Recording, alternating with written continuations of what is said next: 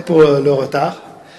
Alors nous sommes là pour la soutenance de thèse de doctorat en sciences de M. Mohamed Saïd Khenouch sur le thème sélection et composition de services sensibles à l'énergie et à la qualité de service en environnement ubiquitaire et intelligent ambiant.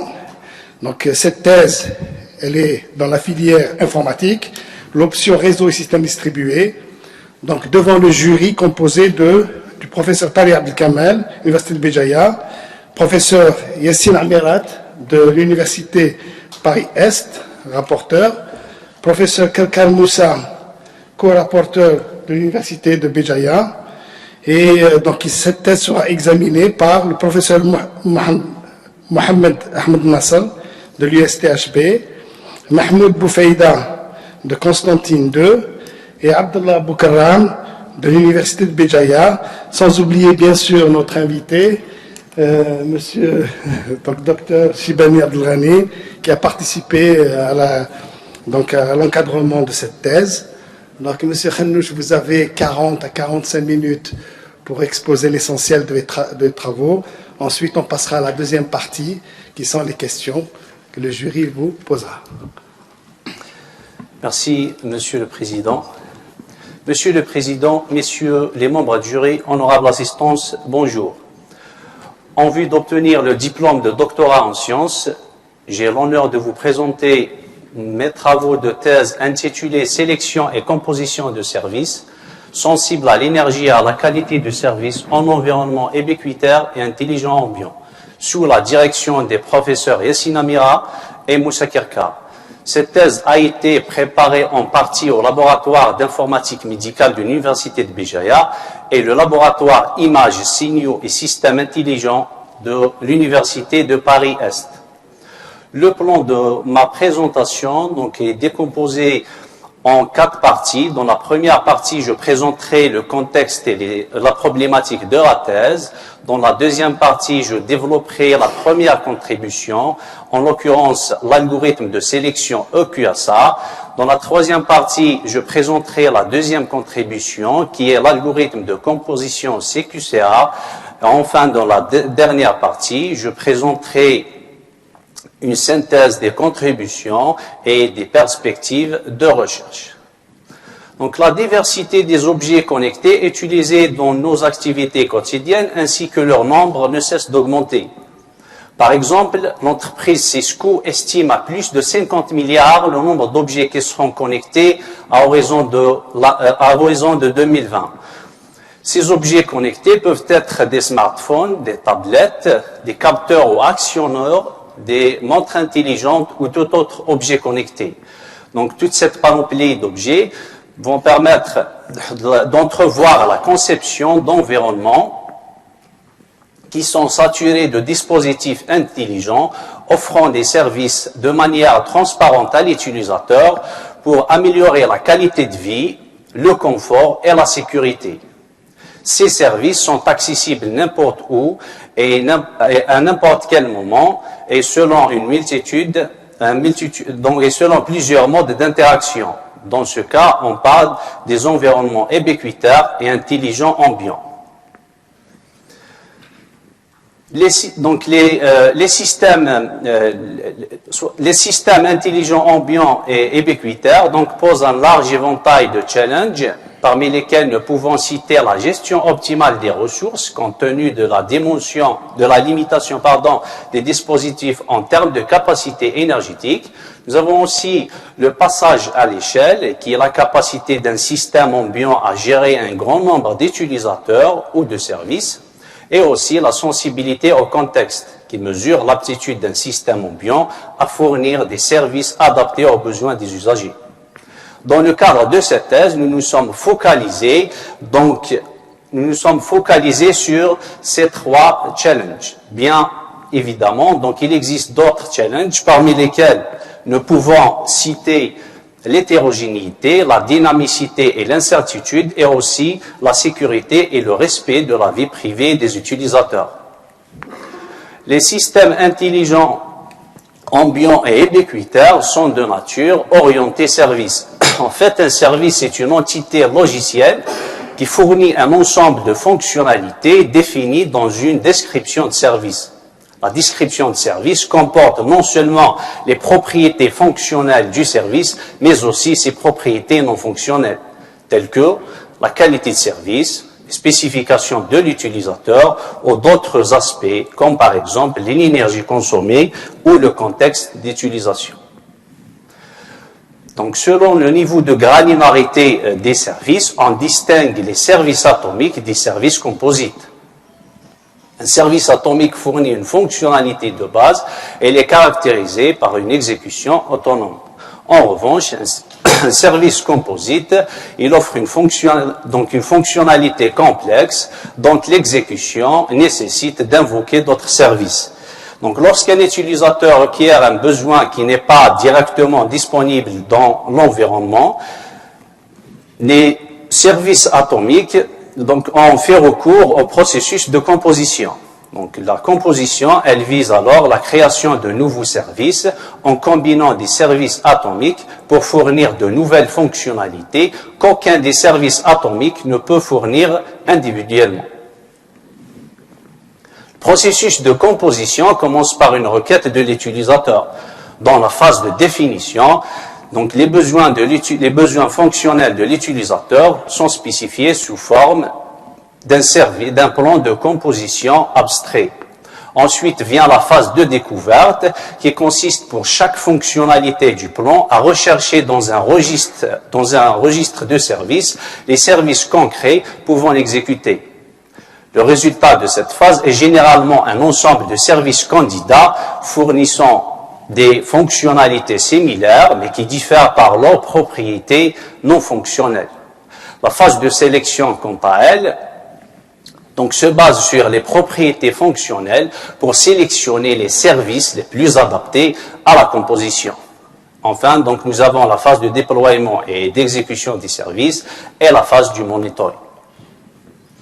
Dans le contexte des environnements orientés services à large échelle, le problème de composition pose plusieurs problématiques, notamment celle de la gestion optimale de la sélection et de l'énergie.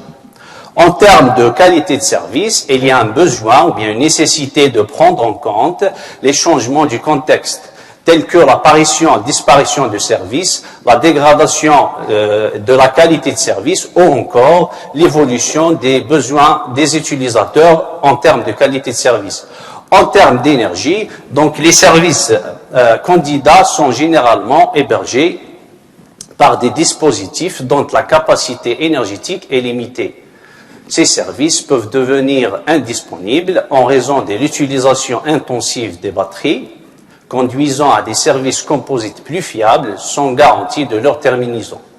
À partir de ce constat, un défi important dans le contexte de la sélection de services est de développer des algorithmes efficaces pour la sélection de services qui seront en mesure de minimiser la consommation d'énergie du service composite d'une part et d'autre part à satisfaire les exigences de l'utilisateur en termes de qualité de service. Nous avons classé les approches de sélection de services avec QS proposées dans la littérature selon la méthode de résolution utilisée en 6 catégories.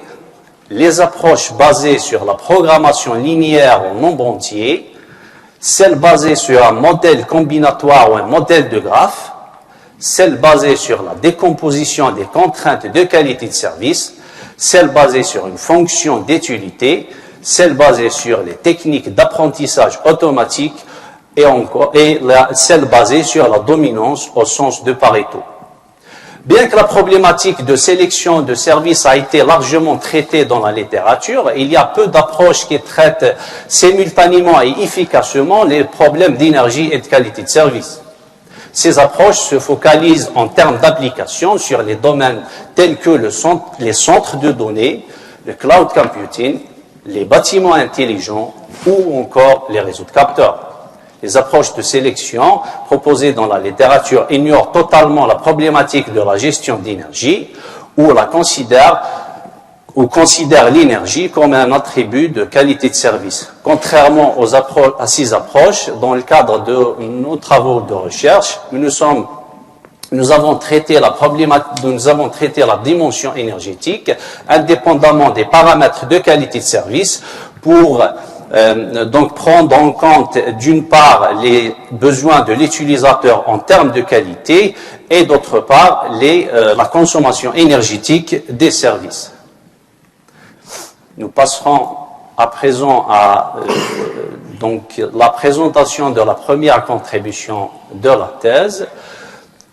Donc, selon le niveau d'abstraction, on distingue les services concrets des services abstraits. Donc, un service concret est caractérisé par une partie fonctionnelle sous forme d'une fonction de transformation qui prend un vecteur de données en entrée pour produire un vecteur de données en sortie. Et une partie non fonctionnelle qui est composée d'un vecteur d'attributs de qualité de service et d'un profil énergétique. Un service abstrait, quant à lui, donc, et regroupe, ou bien c'est une classe de services concrets qui ont des fonctionnalités similaires, mais qui diffèrent par leur fonctionnalité, par leur propriété non fonctionnelle. Le profil énergétique d'un service est décrit par deux paramètres. L'autonomie qui représente le niveau d'énergie du dispositif qui héberge le service, il est estimé par cette formule, et aussi donc le coût énergétique qui reflète l'énergie consommée durant l'exécution du service. Donc on l'estime par cette formule. Enfin, donc le profil énergétique d'un service est le rapport entre le coût énergétique et l'autonomie du service. Donc une analyse de cette formule montre qu'un service efficace en termes d'énergie correspond à un profil énergétique faible. La qualité de service, quant à elle, peut être liée à des propriétés qualitatives, comme par exemple la disponibilité, ou quantitatives, comme par exemple la sécurité. Chaque propriété est appelée attribut de qualité de service. La QS d'un service atomique est représentée par un vecteur de K composantes, tel que K ici représente le nombre de paramètres de qualité de service. Le QM élément de ce vecteur représente donc la valeur du KIM attribut de qualité de service. La QS d'un service composite, elle dépend de deux paramètres, elle dépend de la structure du plan de composition et de la fonction utilisée pour l'agrégation des attributs de qualité de service. La sélection de services consiste à choisir le meilleur service parmi plusieurs services candidats qui sont fonctionnellement équivalents. Compte tenu de cette équivalence fonctionnelle, ce choix est basé sur plusieurs attributs de qualité de service. Du coup, le problème de sélection de services est un problème d'optimisation multi-objectif. Il existe plusieurs méthodes pour la résolution des problèmes d'optimisation multi-objectif, parmi lesquels nous pouvons citer l'optimisation lexicographique qui consiste à résoudre donc une séquence de problèmes, de sous-problèmes mono-objectifs, donc classés par ordre d'importance des objectifs. Chaque sous-problème donc traite un objectif donné. Dans le contexte de la sélection de services avec qualité de service, l'ordre d'importance des objectifs représente les préférences de l'utilisateur. Donc, à partir de là, l'optimisation lexicographique est une méthode bien adaptée pour la résolution du problème de sélection avec qualité de service. Donc, comme expliqué précédemment, les approches proposées dans la littérature pour la sélection de services souffrent de limitations quant à la non-prise de la dimension énergétique. Dans le cadre de cette thèse, nous avons proposé un nouvel algorithme de sélection de services centré sur l'énergie et sensible à la qualité de service. Elle est baptisée EQSR pour Energy Centered and QSOR Service Selection Algorithm. Étant donné que l'énergie est une ressource cruciale dans le cadre d'application des applications de l'intelligence ambiante ou de l'Internet des objets, L'idée sous-jacente à l'algorithme proposé était de réaliser des économies d'énergie en réduisant légèrement le niveau de qualité de service sans affecter le degré de satisfaction de l'utilisateur. Deux objectifs principaux sont visés, à savoir la conservation d'énergie pour assurer une plus grande disponibilité des services et la satisfaction des exigences de l'utilisateur en termes de qualité de service. L'algorithme proposé a deux phases. Dans la première phase, nous avons modélisé le problème de sélection de services sensibles à la qualité de service comme un problème d'optimisation lexicographique, où chaque sous-problème traite un attribut donné. Donc, les étapes de la première phase sont décrites sur le présent algorithme. On commence par classer les attributs de qualité de service dans un ordre d'importance qui dépend des préférences de l'utilisateur assignés aux paramètres de qualité de service. Ensuite, suivant l'ordre obtenu pour chaque paramètre de qualité de service, on cherche le service concret qui fournit la qualité optimale. Ensuite, à partir de cette qualité optimale et d'un facteur de tolérance représentant la réduction de la qualité de service, nous allons calculer une valeur seuil de qualité. Ensuite, les services candidats ne satisfaisant pas la valeur seuil obtenue seront éliminés, seront supprimés du processus de composition.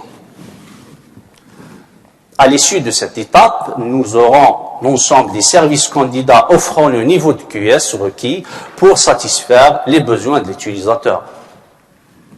Ensuite, dans la deuxième phase, les services candidats sont comparés en utilisant une valeur d'utilité qui reflète leur dominance relative.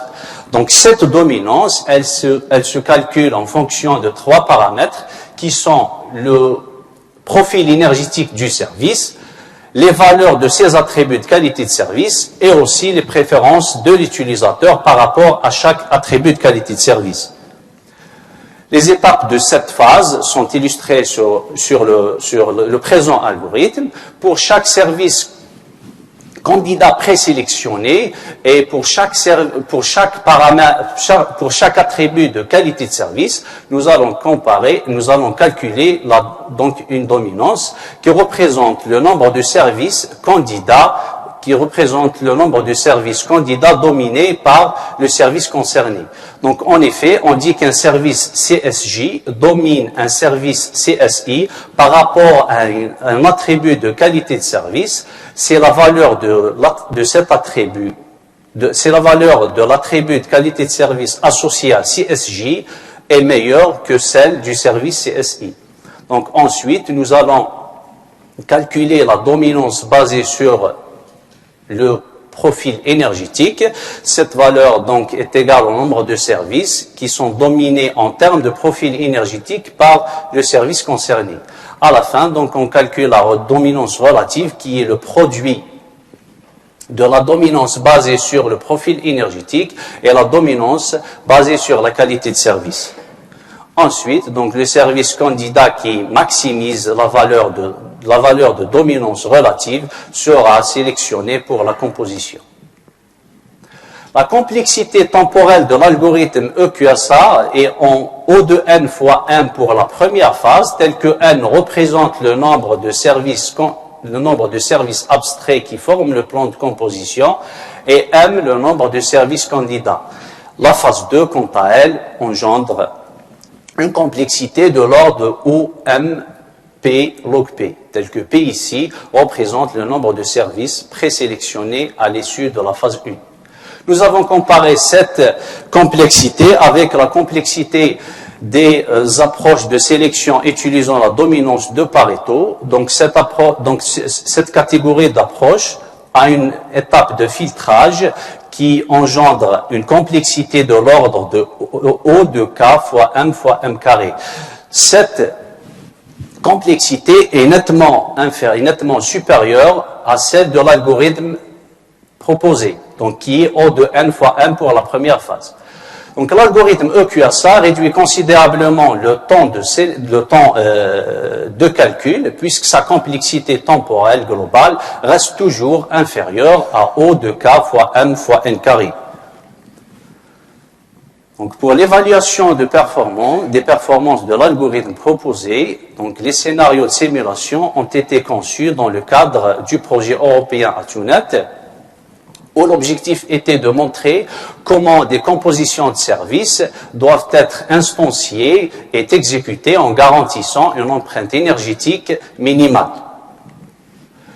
Donc, en raison de la difficulté d'effectuer un déploiement de services à large échelle dans un environnement réel et en raison de l'indisponibilité d'un dataset dans la littérature incluant à la fois les valeurs des attributs de qualité de service et de profil énergétique, les données de simulation ont été synthétisées en fonction des valeurs rapportées dans la littérature pour les attributs de qualité de service et en utilisant un modèle énergétique réaliste pour spécifier le profil énergétique des services. Donc ce modèle est proposé par Furtmüller et Toll.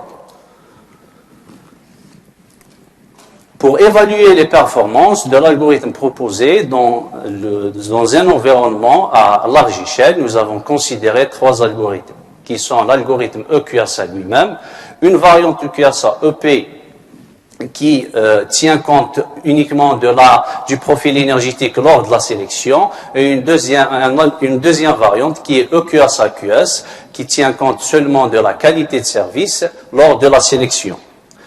Les paramètres, les métriques de performance considérées sont le temps de sélection, la dominance basée sur la qualité de service, la consommation énergétique, la durée de vie et l'optimalité de la composition. Donc sur cette figure, nous avons mesuré le temps de sélection en fonction du nombre de services concrets qui varie de 1000 jusqu'à 10 000. Le nombre de classes qui forment le plan de composition étant fixé à 10, alors que le facteur de tolérance varie entre 0,1 et 0,4. On remarque que lorsque le facteur de tolérance augmente, le temps de sélection augmente aussi. Ceci est expliqué par le fait d'augmenter le facteur de tolérance, le nombre de services candidats satisfaisant le seuil de qualité augmente aussi. Donc toutefois, l'algorithme EQSA réalise une sélection de services en un temps tout à fait raisonnable parce qu'il reste inférieur à 900 millisecondes pour 10 000 services. Donc sur la deuxième figure, nous avons mesuré le temps de sélection en fonction du nombre de services abstraits qui varie entre 10 et 50. Le nombre de services candidats pour chaque classe de service étant fixé à 1000, alors que le facteur de tolérance varie de 0,1 jusqu'à 0,4. On remarque donc, on a la même remarque que la première figure, et aussi donc nous avons le temps de sélection pris par l'algorithme EQSA, donc est inférieur à 100 millisecondes pour un nombre de services abstraits égal à 50.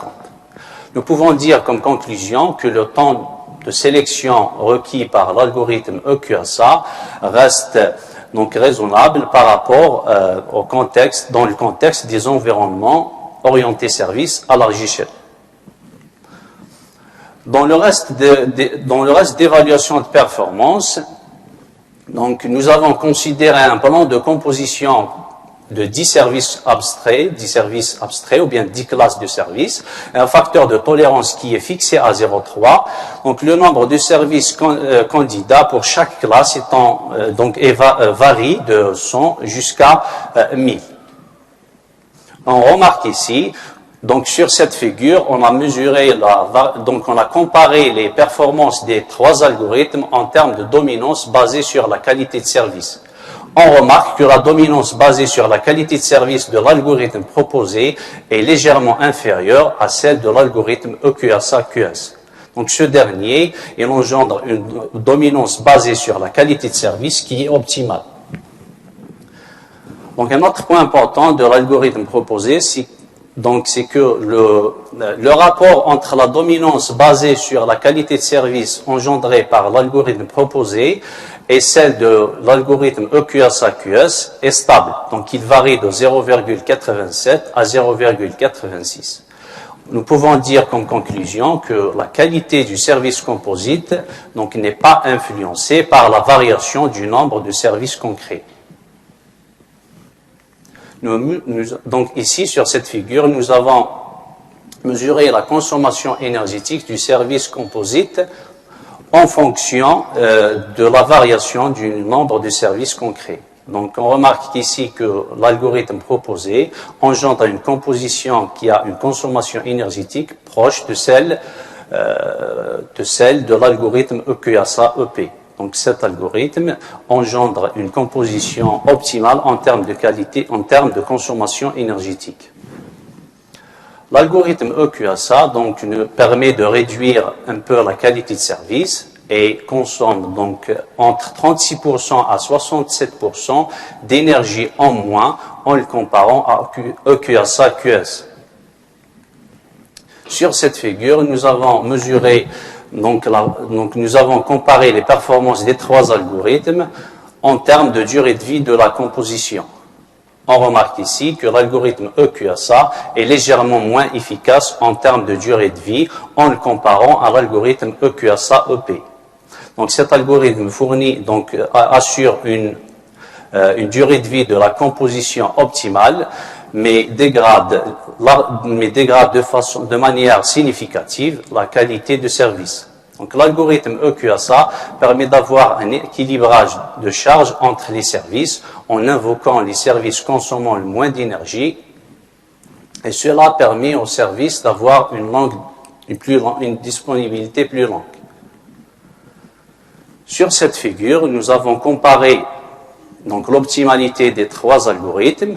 On remarque que l'optimalité de l'algorithme EQSA donc diminue légèrement lorsque le nombre de services concrets augmente, jusqu'à ce qu'elle stabilise aux alentours de 700 services. Contrairement à l'algorithme EQSA-EP, donc l'optimalité diminue de manière significative et de manière continue. L'algorithme EQSA permet d'avoir des compositions proches à 98% de l'optimal. Donc nous passerons maintenant à la deuxième contribution. Donc pour faire une synthèse, nous avons proposé un algorithme qui prend en compte la consommation énergétique lors de la sélection. Il est caractérisé par sa capacité de passage à l'échelle. Toutefois, cet algorithme ne prend pas en compte les contraintes globales de qualité de service. D'où le besoin d'une solution tenant compte des contraintes globales de qualité de service. En fait, les contraintes globales de qualité de service représentent les exigences de l'utilisateur imposées sur les valeurs de qualité de service du service composite. Étant donné un plan de composition abstrait, la composition de service avec contrainte globale de qualité de service donc consiste à déterminer les services concrets à sélectionner pour chaque service abstrait du plan, tel que le service composite résultant satisfait toutes les contraintes globales de qualité de service et possède la meilleure utilité en termes de qualité de service. Nous allons décrire plus loin comment l'utilité en termes de qualité de service est calculée pour un service composite.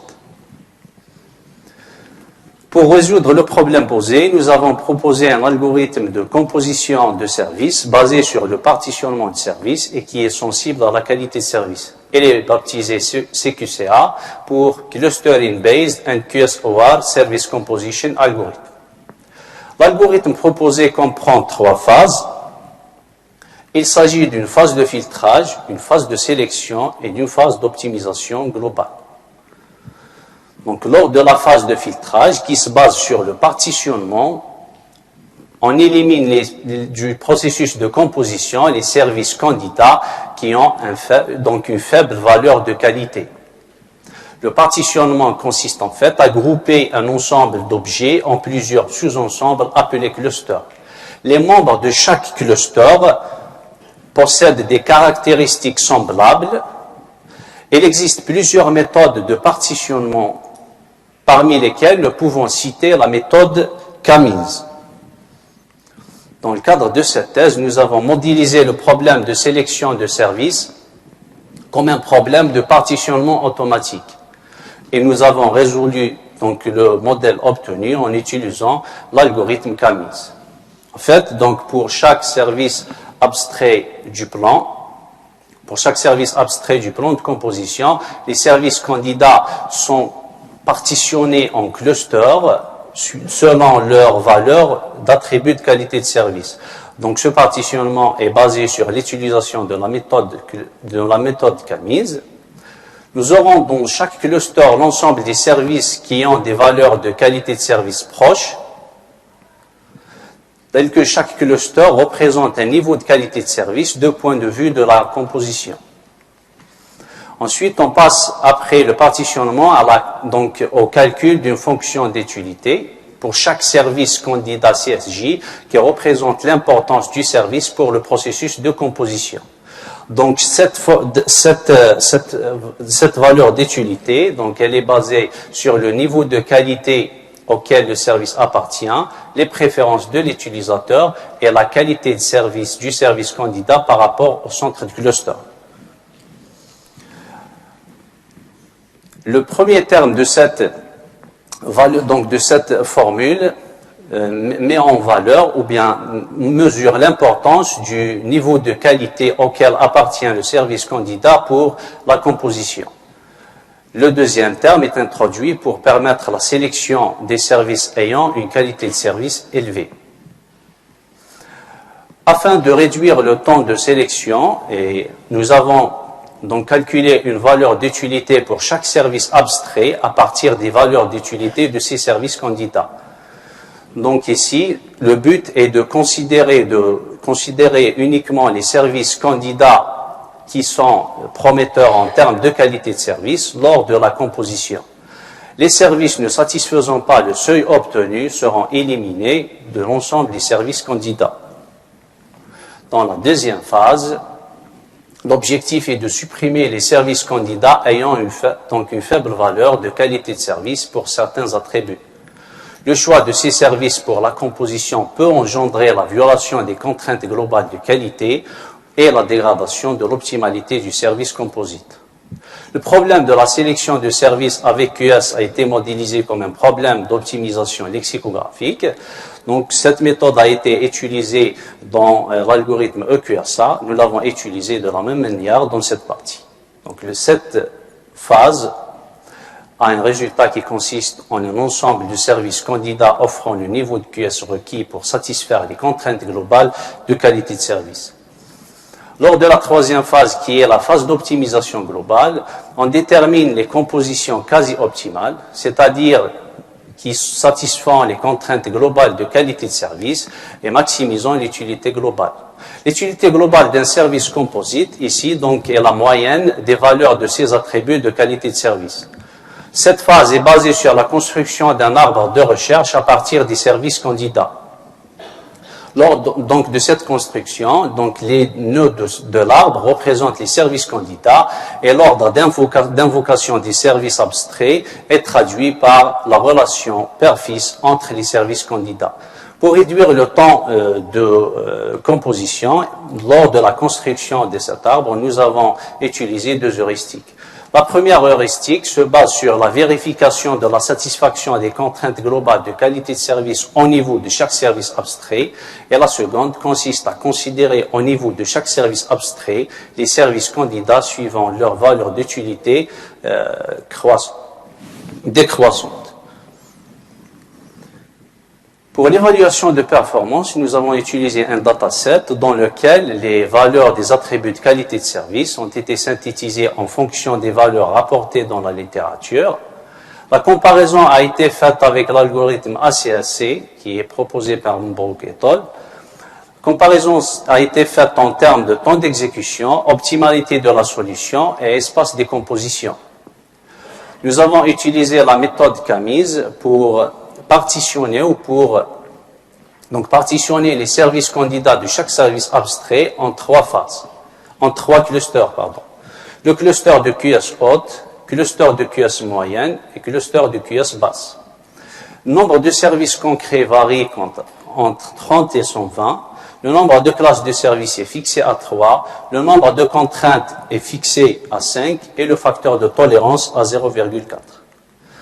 Dans cette première partie, nous comparons les performances des deux algorithmes en termes de temps d'exécution, d'optimalité et d'espace de décomposition. Pour cela, les services concrets sont répartis équitablement sur les 3 clusters. Donc, sur cette figure, nous avons mesuré le temps d'exécution en fonction du nombre de services concrets. On remarque que le temps d'exécution de l'algorithme proposé augmente légèrement lorsque le nombre de services augmente. Contrairement au temps d'exécution de l'algorithme ACSC qui augmente de manière significative. Donc, le temps pris par l'algorithme ACSC dépasse 4 secondes, alors que le temps d'exécution de l'algorithme proposé est de 122 millisecondes, ce qui représente une économie, une réduction du temps d'exécution de 97%. Sur cette figure, nous comparons les performances des deux algorithmes en termes d'optimalité. On remarque lorsque le nombre de services concrets est faible, c'est-à-dire 30, donc l'optimalité des deux algorithmes est inférieure à l'optimum, avec un avantage pour l'algorithme CQSA. Ensuite, lorsque le nombre de services augmente, l'optimalité des deux services augmente jusqu'à atteindre 100%. Ce résultat est logique car lorsqu'on augmente le nombre de services dans l'environnement, la probabilité d'avoir des services ayant une QS élevée augmente aussi. Donc, sur cette figure, nous comparons l'espace de recherche des compositions des deux algorithmes. On remarque que l'espace de recherche engendré par l'algorithme proposé est largement inférieur à celui de l'algorithme ACSC. Lorsque le nombre de services est égal à 30, l'algorithme CQSA engendre un espace de recherche qui est égal à seulement 3,2% de celui de l'algorithme ACSC. Quand le nombre de services candidats augmente à 120, donc l'espace des compositions engendrées par l'algorithme CQCA devient égal à 2,1% par rapport à celui de ACSC. Dans la deuxième partie, donc, nous avons étudié l'impact de la cardinalité des clusters sur l'optimalité des deux algorithmes. Pour cela, les services concrets de chaque service abstrait sont répartis comme suit. Donc, nous avons pris 10% des services dans la classe de qualité haute, 30% de services dans la classe de qualité moyenne, 60% dans la classe de qualité basse. On remarque ici que l'optimalité de l'algorithme proposé est largement supérieure à celle de l'algorithme ACSC. Ce dernier, donc, il fournit une optimalité dégradée qui ne dépasse pas 65% dans la quasi-totalité, en meilleur des cas. Donc, ce résultat est parce que l'algorithme proposé utilise une fonction d'utilité qui ne dépend pas de la cardinalité des clusters, contrairement à l'algorithme ACSC. Donc, la fonction d'utilité dépend de la cardinalité des clusters. Pour conclure, nous avons proposé donc EQSA, un algorithme de sélection de services centré sur l'énergie et sensible à la qualité de service. Donc cet algorithme remédie aux limitations des approches de sélection ne tenant pas compte de la dimension énergétique. Donc il constitue une solution intéressante dans le cadre des environnements orientés services à large échelle. Il est caractérisé par une bonne efficacité énergétique, ce qui permet d'avoir une haute disponibilité des services et une qualité de la composition proche de l'optimum. Donc, toutefois, l'algorithme souffre de limitations en termes de non prise en compte des contraintes globales de qualité de service. Pour solutionner ce problème, donc pour pallier cette limite, nous avons proposé un deuxième algorithme, CQCA, qui est un algorithme de composition basé sur le partitionnement des services et sensible à la qualité de service. Dans cet algorithme, la composition a été modélisée comme un problème, ou bien formulée comme un problème de partitionnement qui est résolu en utilisant la méthode Camise. La méthode Camise présente ici l'intérêt de réduire le temps de composition car elle permet de réduire le nombre de services candidats à la sélection. Les performances obtenues montrent que l'algorithme CQCA permet d'obtenir un faible temps de composition et engendre des compositions quasi optimales. En guise de perspective à court terme, nous visons l'extension de l'algorithme EQSA pour gérer la resélection dynamique. Il s'agit ici de prédire les changements des valeurs d'attributs de qualité de service et de profil énergétique. Nous visons aussi la génération automatique d'un plan de composition efficace en termes d'énergie qui tiendra compte d'autres structures de composition. À long terme, nous visons donc de reconsidérer certaines hypothèses pour aboutir à un modèle de profil énergétique précis et aussi l'évaluation des performances de l'algorithme CQSA en considérant d'autres structures de composition et d'autres méthodes de partitionnement. Donc, les contributions réalisées dans le cadre de cette thèse ont fait l'objet de 2 publications, dont l'une est parue dans la revue E3E Transactions on Automation, Science and Engineering. Une deuxième contribution qui est en cours dans la phase de la rédaction est achevée et qui sera soumise incessamment. Merci de votre attention.